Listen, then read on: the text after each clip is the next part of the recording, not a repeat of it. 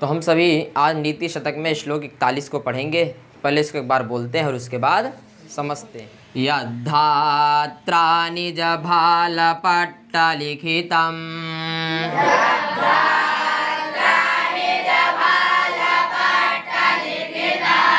स्तोकं महद्वाधनम्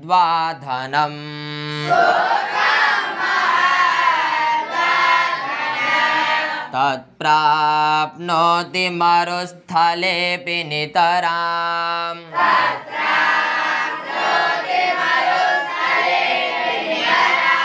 मेरौ ततो नाधिकम्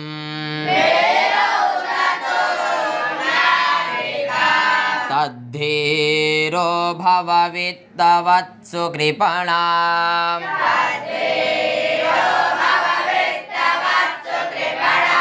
वृत्तिं वृथा मा कृथाः कूपे पश्य पयोनिधावपि घटो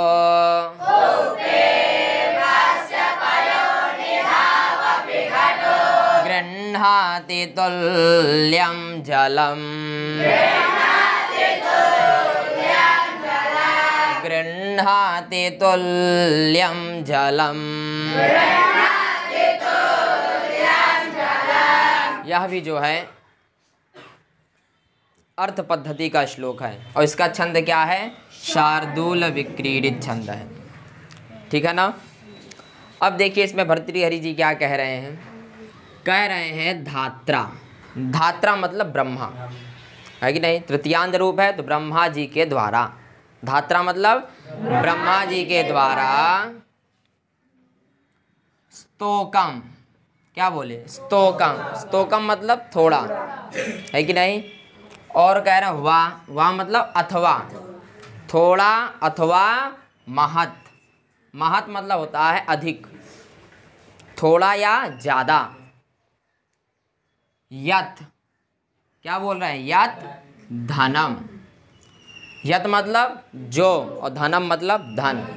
ब्रह्मा जी के द्वारा थोड़ा या ज़्यादा जो धन, निज।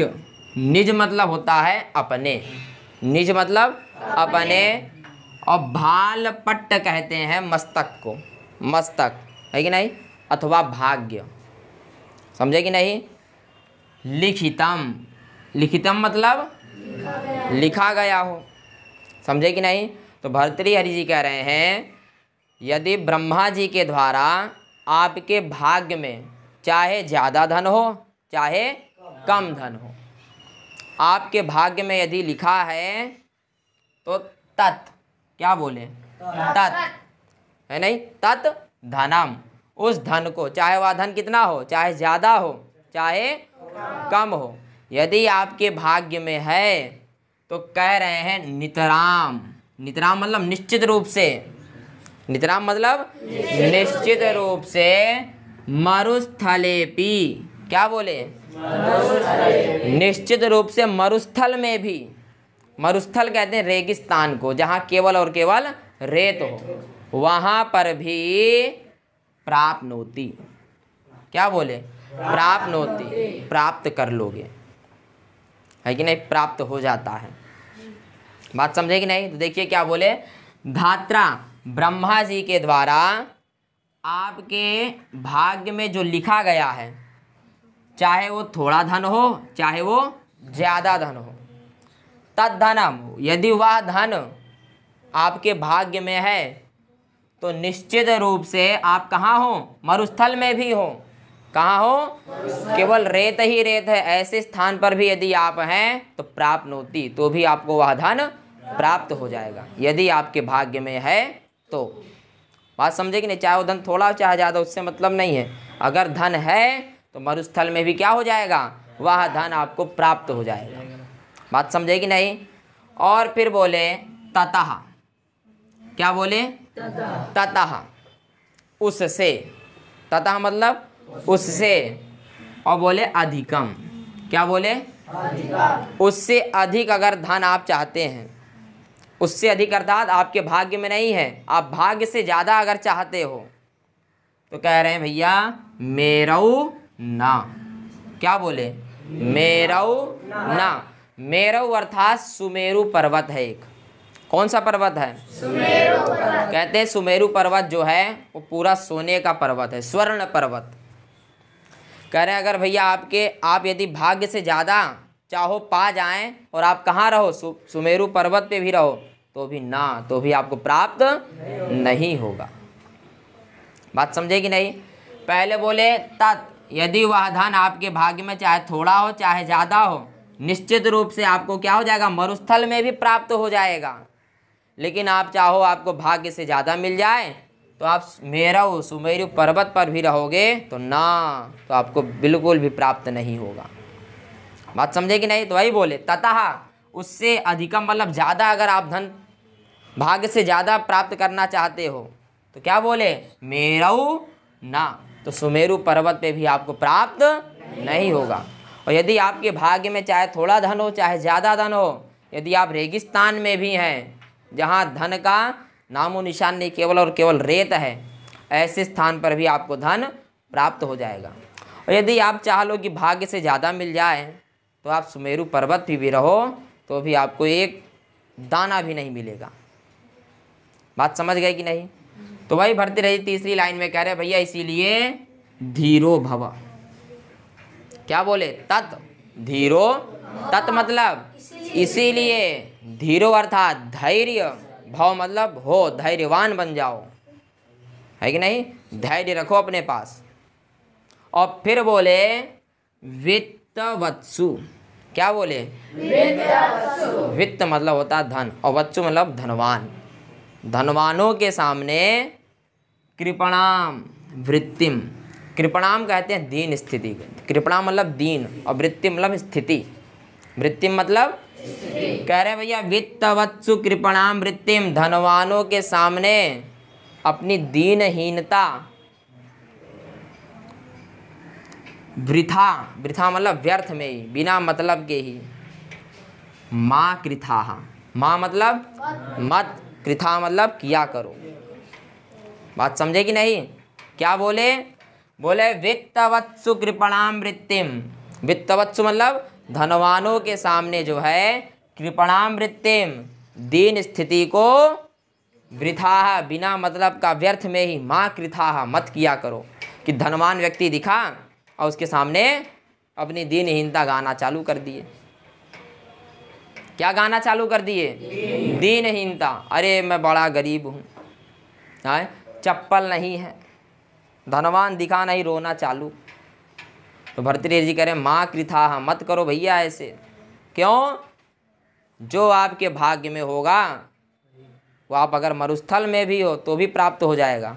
यदि आपके भाग्य में नहीं है तो मेरऊ सुमेरु पर्वत पर भी हो तो भी प्राप्त नहीं होगा। तो चाहे धनवान आ जाए, आप कितना भी रो लो गा लो, अगर आपके भाग्य में नहीं है तो वह चीज़ आपको प्राप्त नहीं होने वाली है। तो वही कह रहे हैं वित्तवत्सु कृपणाम, धनवानों के सामने जो है कृपणाम वृत्तिम, दीनहीनता ये जो स्थिति है ये बिना मतलब का माँ कृथा मत किया करो। समझे कि नहीं? और चौथे लाइन में एक उदाहरण दे रहे हैं, कह रहे हैं जैसे देखो भैया कूपे पश्य। क्या बोले? कूप कहते हैं कुआं को, है कि नहीं? कुएं में कह रहे भैया कुएं को देख लो।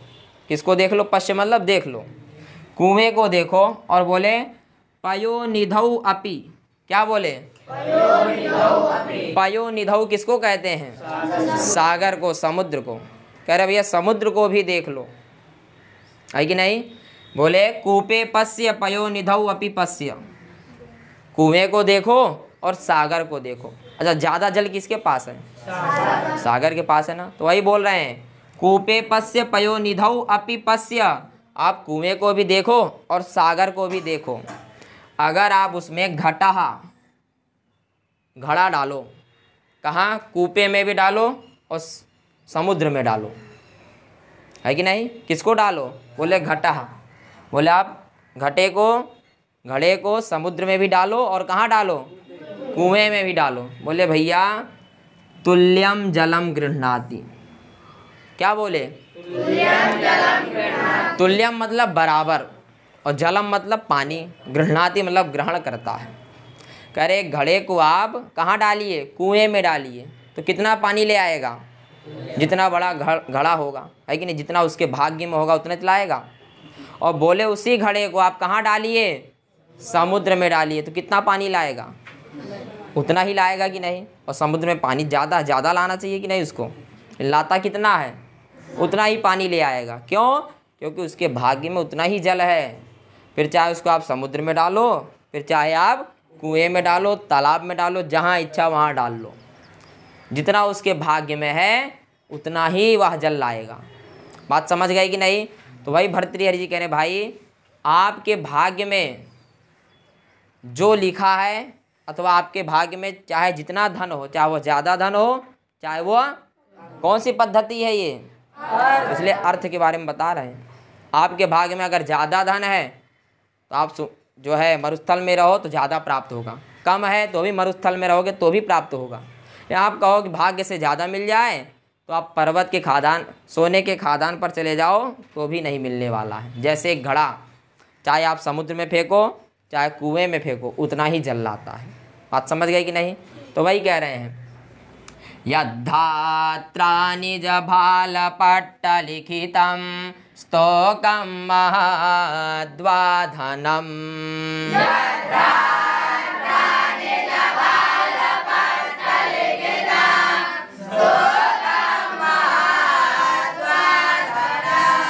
तत्प्राप्नोति मरुस्थलेऽपि नितरां मेरौ ततो नाधिकम्।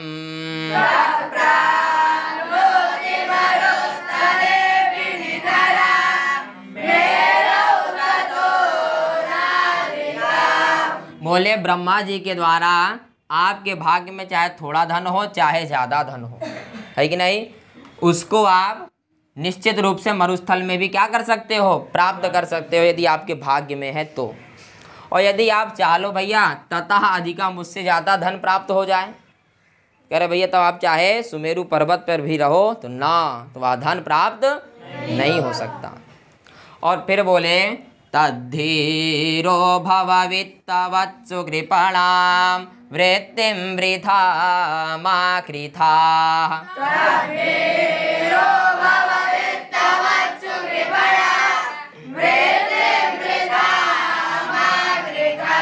कूपे पश्य पयोनिधावपि घटो गृह्णाति तुल्यं जलम्।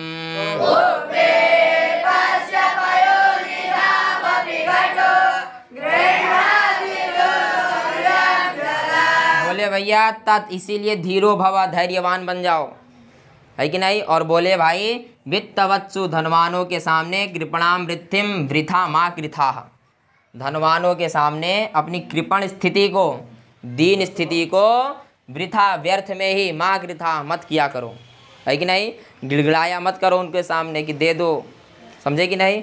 और फिर बोले भाई आप कूपे पश्य पयोनिधौ अपि पश्य, कुएं को भी देखो और समुद्र को भी देख लो, यदि आप उसमें घड़े को डालेंगे तो तुल्यम जलम गृह्णाति, वह बराबर ही जल ले आएगा। तो इसलिए आपके भाग्य में जितना है वह आपको प्राप्त होना ही होना है, फिर आप चाहे इस दुनिया में कहीं भी रहिए। बात समझे कि नहीं। तो जब भाग्य में है ही है तो काहे को व्यर्थ में हम लोग चिल्लाएं रोएं। बात समझे कि नहीं, कि दे दो, सैलरी बढ़ा दो, सैलरी लगा दो।